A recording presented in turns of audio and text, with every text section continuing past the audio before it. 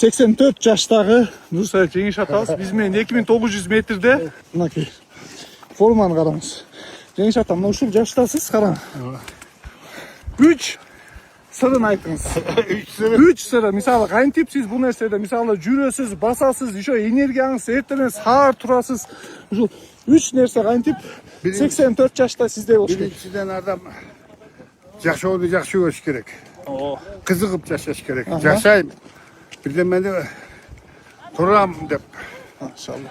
Экинчиси айлана чөйрөңдө жакшы адамдар болуш керек. Анан эң негизгиси балдарың, неберелериң жакшы болсо, көңүлүң тынч болот, калганын баары жеңсе болот. Машалла. Мына 3 нерсе ошондой. Алла өмүрүңүзгө береке берсин. 100ге чыгыңыз.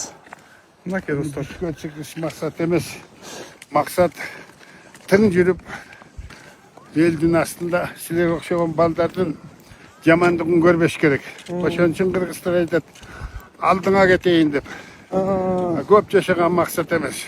Туура жашаган. Ошону туура жашаш керек, анан бала чакан жамандыгын Кудай көрсөтпөсүн.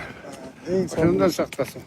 Көп сапатсыз жашагандан көрө кыска, маанилүү жашаган жакшы деп карасаңыздар кандай сонун сөздөр. Жашоону сүйүш керек адам. Анан болду деп койсоң эле болду да. Ошода.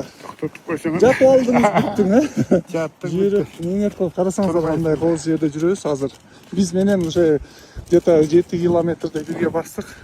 2900 метр бийиктикте Жеңиш атага жакшы сөздөрдөн жазып кетесиздер.